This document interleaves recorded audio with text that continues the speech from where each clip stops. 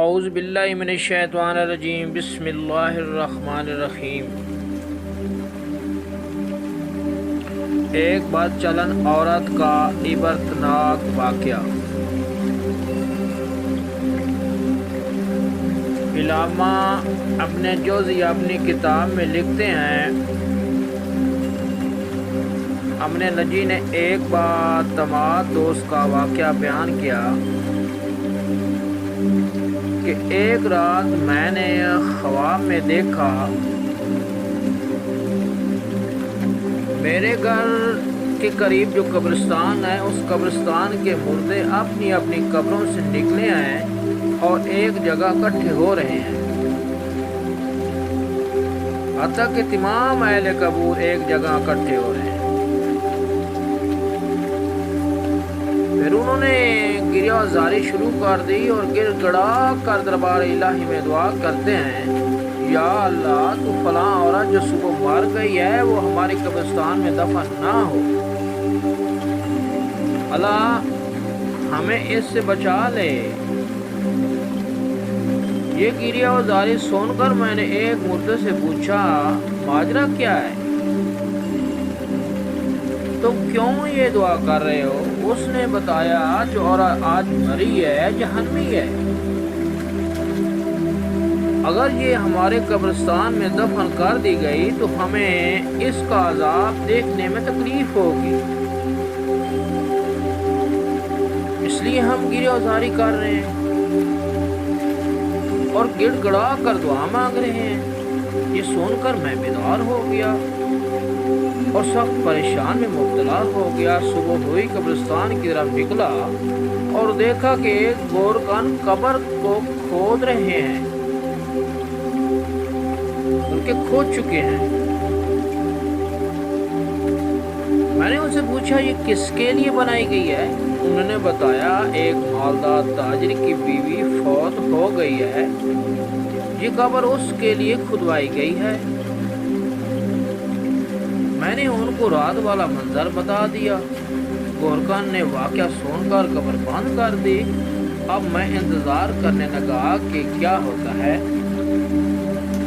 تھوڑی دیر گزری تو چند آدمی آئے اور گورکنوں سے پوچھا، قبر تیار ہے؟ تو انہوں نے جواباً کہا، یہاں قبر نہیں بن سکتی کیونکہ نیچے کیچڑ ہے۔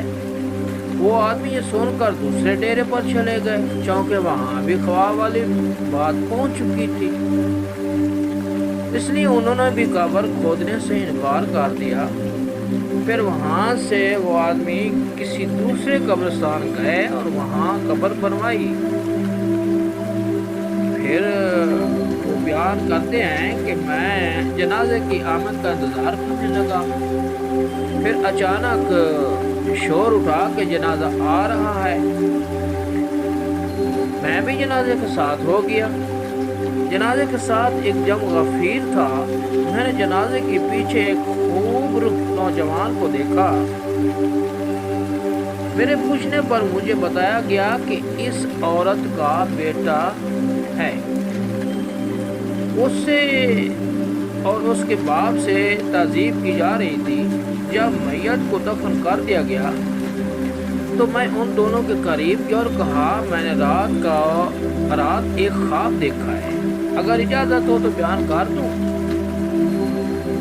یہ سن کر باپ نے یعنی مرنے والے کے خامد نے کہا، مجھے خواب سننے ضرورت نہیں ہے، لیکن لڑکے نے کہا، مجھے سنائیے۔ میں اس اکیلے میں لے گیا اور خواب بیان کر دیا۔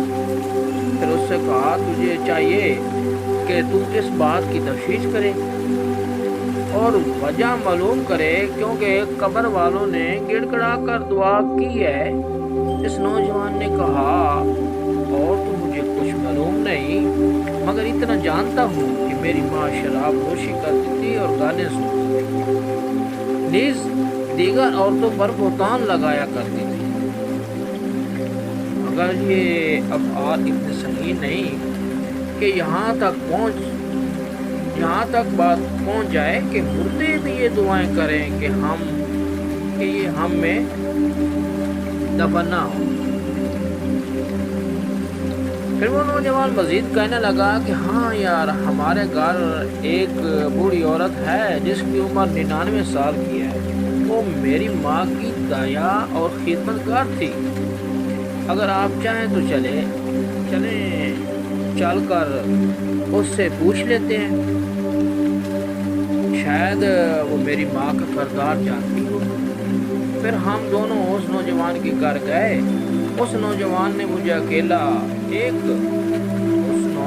مجھے ایک بالا خاتون سے ملوایا۔ اس نوجوان نے بڑھیا کو میری طرف متوجہ کیا۔ میں نے خواب بیان کر کے پوچھا، اماں کیا تیرے پاس کچھ معلومات ہیں؟ یہ سن کر بڑھیا کہنے لگی، میں اللہ سے دعا کرتی ہوں کہ وہ اسے بخش دے، وہ عورت بہت زیادہ بدکار تھی۔ اس پر نوجوان نے بڑھیا سے پوچھا، کیا میری ماں شراب نوشی، گانا سننے اور عورتوں پر بہتان لگانے کے سوا اور بھی کسی گناہ میں مبتلا تھی؟ بڑھیا نے کہا، بیٹا اگر تم برا نہ مانے تو میں تجھ کو بتا دیتی ہوں، کیونکہ اس آدمی نے جو خواب بیان کیا ہے یہ تیری ماں کے گناہوں کے سامنے معمولی ہے۔ یہ سن کر نوجوان نے کہا، میں چاہتا ہوں کہ تو ہمیں بتائے تاکہ ہم ایسے کردار سے بچ جائیں اور عبرت حاصل کریں۔ یہ سن کر بڑھیا رونے لگی اور کہنے لگی، خدا تعالیٰ جانتا ہے کہ میں کئی سال سے توبہ کر چکی ہوں اور مجھے امید تھی کہ تیری ماں بھی توبہ کر لے گی، مگر اس نے توبہ نہ کی۔ اب تو میں 3 کارنامے تیری ماں کے سناتی ہوں۔ تو اس بڑھیا نے اس عورت کے لڑکے کو مخاطب کر کے کہا، تیری ماں بہت بڑی بدکار تھی۔ ہر دن 2 نوجوان اس کے گھر آتے تھے جس سے وہ اپنی خواہش پوری کرتی تھی، اور تیرا باپ بازار میں کام کرتا تھا۔ پھر تو جب جوانی کو پہنچا تو نہایت حسین و جمیل ہو چکا تھا۔ میں دیکھا کرتی تھی کہ تیری ماں تیری طرف شہوت کی نظر سے دیکھا کرتی تھی، حتیٰ کہ ایک دن تیری ماں نے مجھے کہہ دیا کہ میں اپنے بیٹے پر فرفتہ ہو گئی ہوں، لہذا کسی طریقے سے اس کو میری طرف راغب کر دیا۔ میں نے یہ بات سن کر تیری ماں سے کہا، بیٹی یہاں تک کیوں جاتی ہے؟ تیرے لیے اور بہت سارے نوجوان ہیں جن سے تو اپنی خواہش پوری کر سکتی ہے، لہذا بیٹی تو اللہ سے ڈر اور اس ارادے سے باز آ جا۔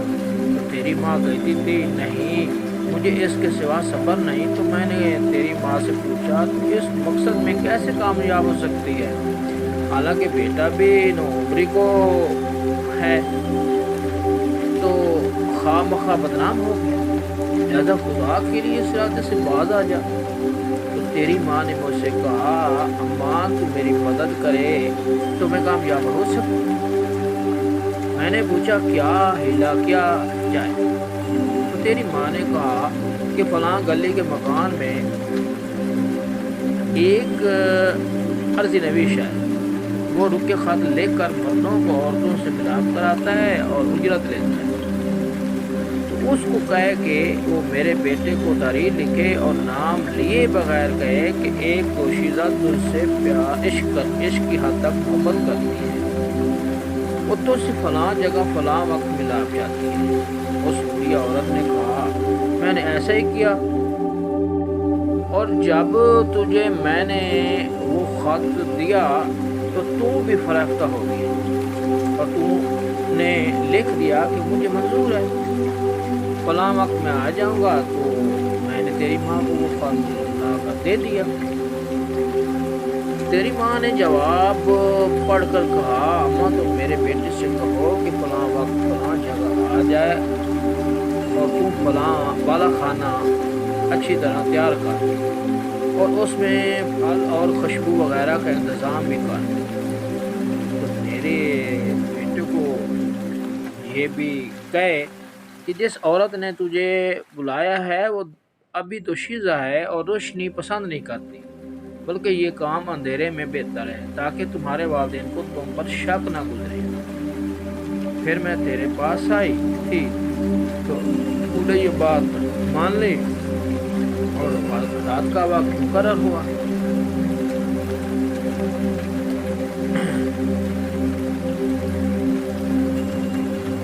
نے تیرا جواب تیری ماں کو پہنچایا تو اس نے بہترین کپڑے پہنے اور عمدہ خوشبو لگائی اور وہ اس بالا خانہ میں پہنچ گئی اور پھر بھی پہنچ گیا۔ پھر تو وہیں سو گیا تو میں نے صبح کے وقت آ کر تجھے جگایا۔ پھر چند دنوں کے بعد تیری ماں نے تجھ سے پھر چند دنوں کے بعد تیری ماں نے مجھ سے یہ کہا کہ اماں میں اپنے بیٹے سے حاملہ ہو گئی، اب میں کیا کروں؟ تو میں نے کہا مجھے کچھ سمجھ نہیں آ رہی کہ تو کیا کرے، لیکن تیری ماں کسی ہیلے بہانے سے تجھ سے اپنی خواہش پوری کرتی رہی۔ حالانکہ ولادت کا وقت قریب آ گیا تو تیری ماں نے تیرے باپ سے کہا کہ میں بیمار ہوں، میں چاہتی ہوں کہ کچھ دن اپنی ماں کے پاس آیا ہوں۔ تو تیرے باپ نے اجازت دے دی۔ پھر میں اور تیری ماں تیری نانی کے گھر چلے گئے، وہاں ہم نے ایک کمرے میں رہائش رکھ لی، اور جب وہ ولادت کا وقت آیا تو میں ایک دائیا کو بلا کر لائی۔ تیری ماں کے ہاں ایک بچہ پیدا ہوا جسے تیری ماں نے مار دیا، اور پھر ہم نے وہ بچہ دفن کر دیا۔ ابھی کچھ دن نہیں گزرے تھے کہ تیری ماں نے مجھ سے کہا اب پھر میں اپنے بیٹے سے خواہش پوری کرنا چاہتی ہوں۔ تو میں نے کہا بیٹی جو کچھ ہو چکا تیرے لیے کافی نہیں؟ تو تیری ماں نے کہا مجھے صبر نہیں ہے، اور پھر اس طرح یہ سلسلہ شروع ہو گیا۔ پھر جب وہ بڑھیا دوسرا واقعہ سنانے لگی تو اس عورت کے بیٹے نے یہ کہہ کر بات ختم کر دی، اما بس کر اتنا ہی کافی ہے، اللہ تعالیٰ میری ماں پر لعنت کرے اور ساتھ ہی تجھ پر بھی لعنت کرے۔ یہ کہہ کر وہ اٹھ کھڑا ہوا اور میں بھی اس کے ساتھ اٹھ کر آ گیا۔ کاش کہ وہ بڑھیا دوسرے دو واقعات بھی بد سنا دیتی۔